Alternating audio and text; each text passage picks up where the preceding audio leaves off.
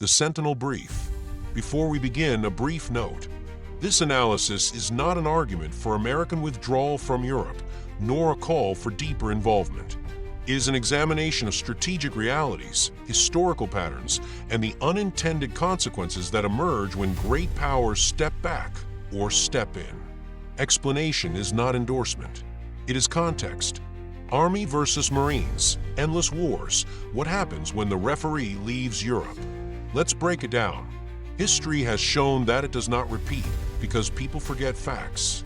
It repeats because human nature does not change. And nowhere is that more evident than in Europe. Europe is not one country. Europe is often spoken of as a single entity. It is not. Unlike the United States, a single unified nation, Europe is a mosaic of ancient states, languages, religions, and rivalries compressed into a small geographic space. Its borders were not drawn once, they were drawn, erased, and redrawn by war. Proximity magnifies friction. The pattern before America.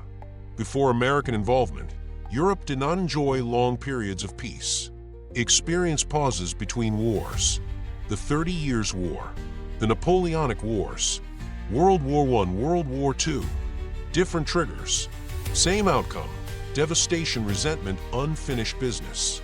These conflicts were not accidents. They were the product of competitive power politics. In a crowded space, the my security versus your security problem. In Europe, one nation's security has often come at the expense of another's. When one country arms, its neighbor feels threatened. When borders shift, grievances harden. When alliances change, fear spreads. This is not a moral failing. It is structural reality. Small distances, long memories, deep identities. Why the U.S. presence changed everything. After World War II, something unprecedented happened. A power from outside Europe, the United States, became the primary guarantor of security. Not because it was European, but because it stood above Europe's rivalries. The U.S. Army and Marine Corps did not favor one nation over another. They enforced deterrence. They upheld stability. They acted as a referee. The referee effect. Rules matter, but enforcement matters more.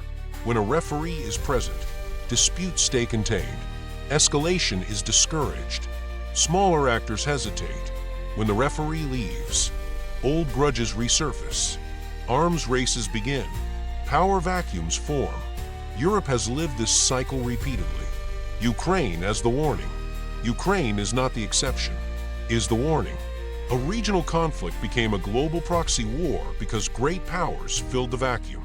Remove the United States from Europe entirely, and Ukraine becomes the model, not the anomaly. Border disputes, minority populations, energy routes, historical claims, each becomes a spark. This is how world wars begin. World wars do not start because everyone wants war. They start because small conflicts merge. Alliances pull states in. Treaties activate. Miscalculations compound. This is how World War I began, not with one villain, but with many actors believing they were defending themselves. Why Europe cannot self-regulate alone. Europe has institutions. It has diplomacy. It has shared markets.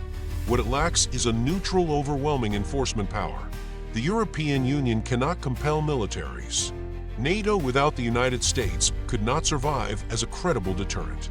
National interests override collective ones under pressure. History has proven this repeatedly. Army versus Marines, why it matters. The U.S. Army provides permanence, bases, logistics, sustained deterrence. The Marine Corps provides speed, rapid response, crisis containment, escalation control. Together, they prevent small conflicts from becoming big ones. Remove them, and escalation becomes likely. The uncomfortable truth. This is not about insulting Europe. It is about understanding reality. Without a referee, Europe returns to competition. Without deterrence, disputes become wars. Without oversight, pride replaces prudence. The United States did not create peace in Europe by accident. Enforced it. The question is not whether America can leave. It is whether the world can afford what follows if it does. Leave your thoughts in the comments below, and don't forget to like and subscribe for more military and politically grounded historical breakdowns. Thanks for watching.